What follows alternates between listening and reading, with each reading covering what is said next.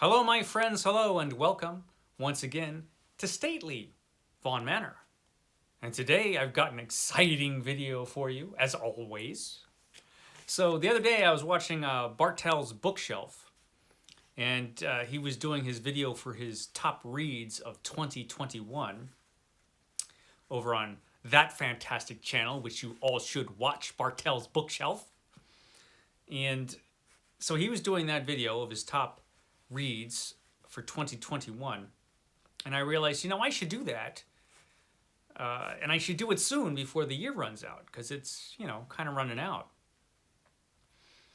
And so here it is, and I'm doing it as a dopey top 10 list, because I like to do the dopey top 10 lists. And on Bartel's channel, he decided not to count rereads, which is understandable. I've decided to count rereads if I haven't read the book for over 20 years. If it's over 20 years, it's fair game. Back then, I was an entirely different person. I had hair and everything. I was like a whole different guy back in those days. And it turns out I didn't remember those books all that well anyway. So, yeah, here it is. My top 10 best reads of 2021. And we're going to go 10 to 1 as we do in this sort of list. So number 10, Damnation Alley by Roger Zelazny. An exciting, pulpy sci-fi adventure with a big tank and a nuclear wasteland and all kinds of fun stuff. This was actually a really fun book. And this was a cool one, Damnation Alley. They made a really terrible movie out of this book. The movie was really bad. But the book, I was pleasantly surprised how excellent it was. A lot of fun, this book. So yeah, it's makes it into my top 10. Damnation Alley by Roger Zelazny. So that brings us to number 9, which is Night Shift by Stephen King. Stephen King's collection of short stories. So, of course, I'm reading every book by Stephen King. And this year I read his books from the 1970s. And if I were doing a top 20 list, then there would be a couple other books that would have made it in there. Salem's Lot would have made it in there easy. And so would The Dead Zone, I believe. But this book, I think I enjoyed more than those. I really liked these short stories. He had creepy ones, they had disturbing ones. He had a couple sad stories in here. There were only a couple stories that were not great. Otherwise, this had some great stories in them. I really liked them. So Night Shift by Stephen King. Who would have thought? But I really enjoyed that one. Which brings us to number 8. Project Hail Mary by Andy Weir. Talk about a book that surprised me by how good it was. Now, I liked The Martian. I enjoyed The Martian. I don't think it was the best science fiction novel ever. Not even close, but I liked it. So I was looking forward to this book, but I didn't realize how good this book was going to be. This is a really good book. I think it was better than The Martian. Easy. It's more of a classic science fiction story. I remember when I did the review of it, I felt like I couldn't talk much about it because it was new and I didn't want to spoil it. But it was interesting because I thought it was going to be the story of an astronaut who has to save, well, in this case, humanity. Originally, he just had to save himself in the Martian. But I thought, guy alone out in space has to, save everybody. And I thought I knew what I was getting, but it turns out it wasn't that. It was, but it was also a story about the enduring power of friendship, which is not something I expected at all. It was a really good book.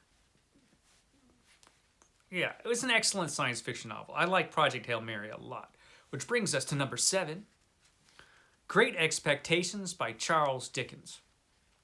Great Expectations. Now, some people think that this is his best book.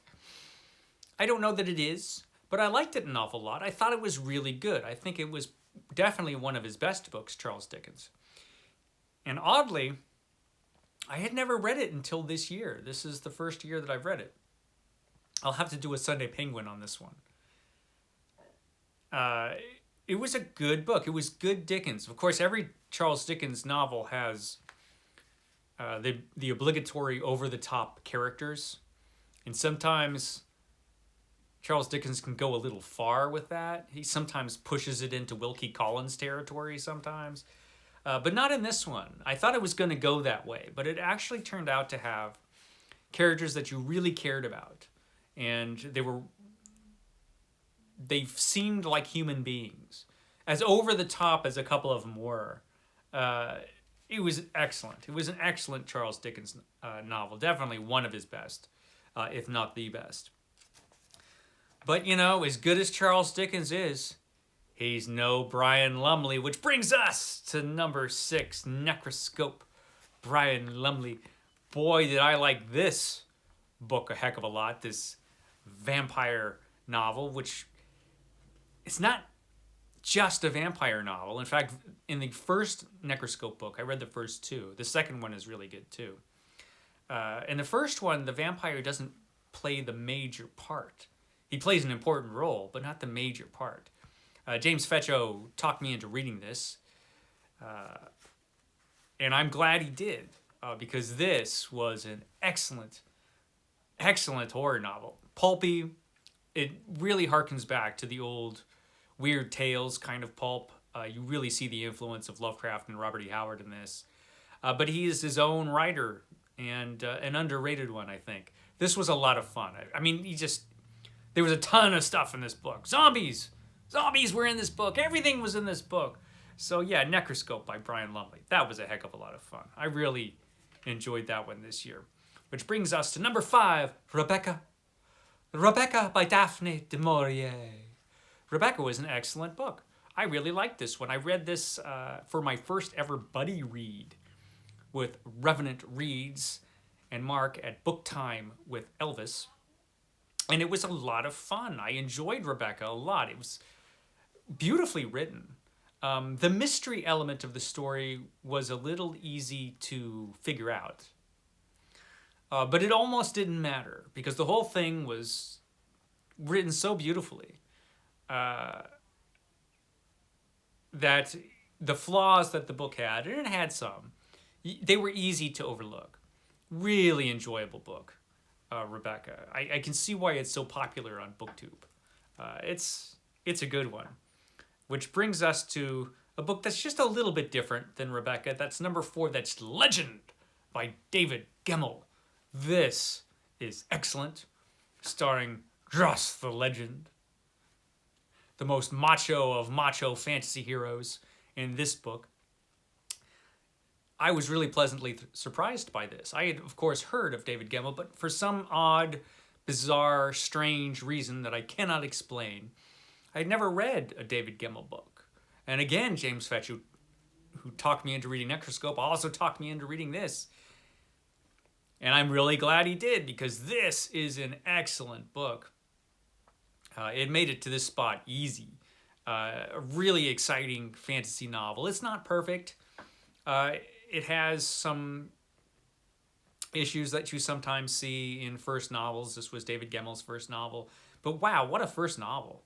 What a great job for a first book. It's excellent. I really enjoyed Legend by David Gemmell, which brings us to number 3, Dune Messiah.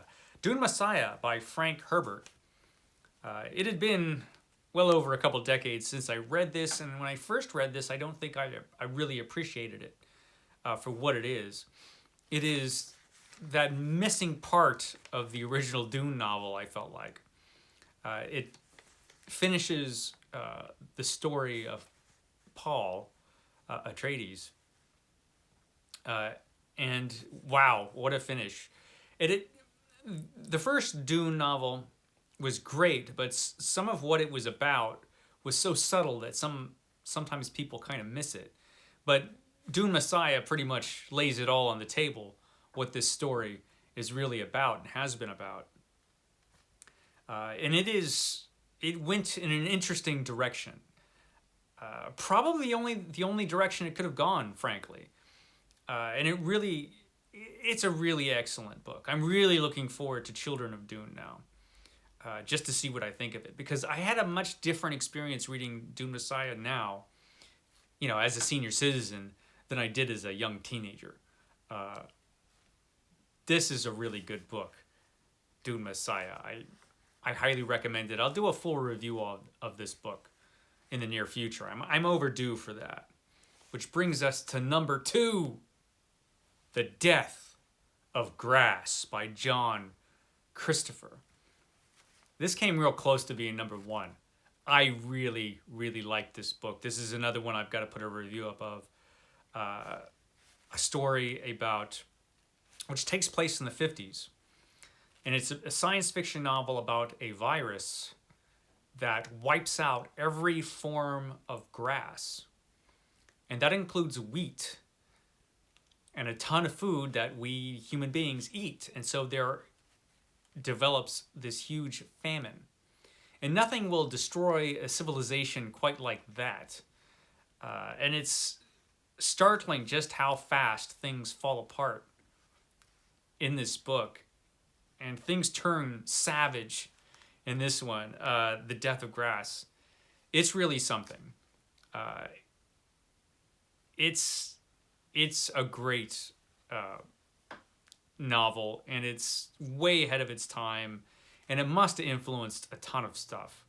You see a bunch of the things that you see in later stories like The Walking Dead and every other post-apocalyptic story. You see a lot of that in this novel where things go south, man. It was a good one, The Death of Grass by John Christopher. I was really impressed by it. A gripping read. It's not that long, and I tore through it. I really liked this one, man. Death of Grass. That was number 2. Number 1, this one's tough to beat, and it pretty easily made it into my number 1 spot, and that would be, of course, Gardens of the Moon by Steven Erikson. This is just a brilliant fantasy novel. One of the best fantasy novels I've ever read. Dead House Gates was pretty darn good too. And a lot of people think that Dead House Gates, that's the second book in the series, is probably even better than this one. I haven't read further than that yet, but I will this year. I liked Gardens of the Moon better than Dead House Gates, as good as Dead House Gates was. And technically, Dead House Gates was superior in some ways. But Gardens of the Moon, it was just a fascinating fantasy novel. It really just takes everything about fantasy and just takes it to the next level. And it's not an easy book, according to every booktuber ever. It doesn't hold your hand, that's for sure. But I didn't have too hard of a time with it. I think that if you read fantasy and have a lot of science fiction and fantasy under your belt, you won't have a problem with Gardens of the Moon, I don't think. It's just really, really excellent. Really, really excellent fantasy novel. Good stuff. Easily made it into the top spot, I think. And I'm really looking forward to reading more. Looking forward to reading more of this guy's work, Steven Erikson, and reading the rest of this series. Because it was great, man. It was excellent. So that was it. My top 10 reads of 2021.